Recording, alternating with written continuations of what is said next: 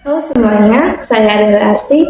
Hari ini kita akan membahas topik yang sangat mendasar, yaitu tentang filsafat ilmu, yang dalam memperkuat ilmu pendidikan. Saat kita melihat berbagai aktivitas belajar di sekolah ataupun universitas, kita sedang melihat buku sebagai simbol pengetahuan. Namun, agar ilmu pendidikan tetap berdiri tegak, kokoh, bermakna, dan tidak kehilangan arah, maka ia membutuhkan pondasi yang kokoh. Filsafat ilmu dapat disebut sebagai pisau analisis yang dapat membedah persoalan pendidikan. Jika kita perhatikan peta pikiran ini, filsafat ilmu mengawasi dan memperkuat pendidikan melalui 3 komponen utamanya. Yang pertama, ontologi. Di sini mempertanyakan apa objek kajian ilmu pendidikan. Di sini, filsafat memastikan eksistensi manusia sebagai makhluk yang unik dan dapat dididik. Kedua, epistemologi.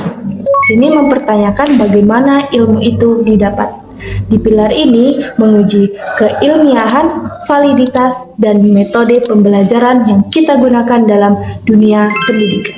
Ketiga, aksiologi. Di sini mempertanyakan bagaimana ilmu itu didapat. Di pilar ini menjaga nilai, estetika, dan moral dalam praktik dunia pendidikan kita.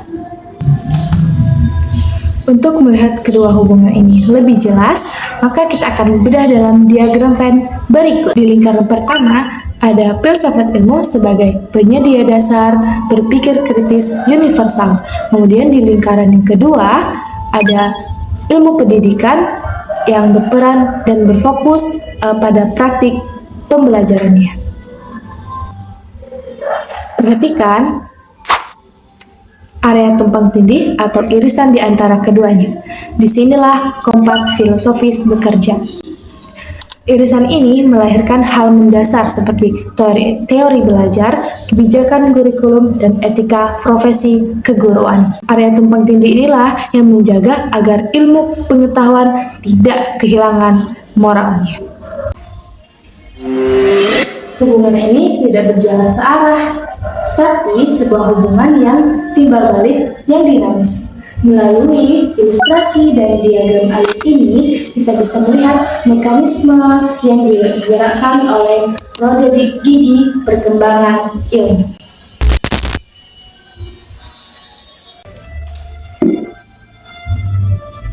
Satu sisi, aliran filsafat ilmu mengawasi, memperkuat eksistensi, dan mengarahkan praktik pendidikan agar tetap logis dan bermakna. Namun, di sisi lain, praktik bermakna di lapangan juga menjadi tantangan baru, refleksi, dan data lapangan.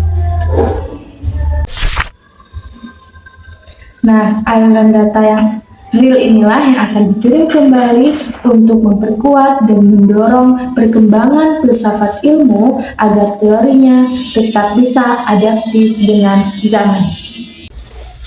Contoh konkretnya bisa kita lihat dalam kebijakan kurikulum saat ini. Berdasarkan grafik tren data pendidikan ini, penerapan landasan filosofis yang tepat dalam kurikulum seperti metode berbasis proyek terbukti mampu meningkatkan indeks berpikir dan capaian karakter siswa secara nyata. Kesimpulannya, filsafat ilmu dan ilmu pendidikan itu saling memperkuat.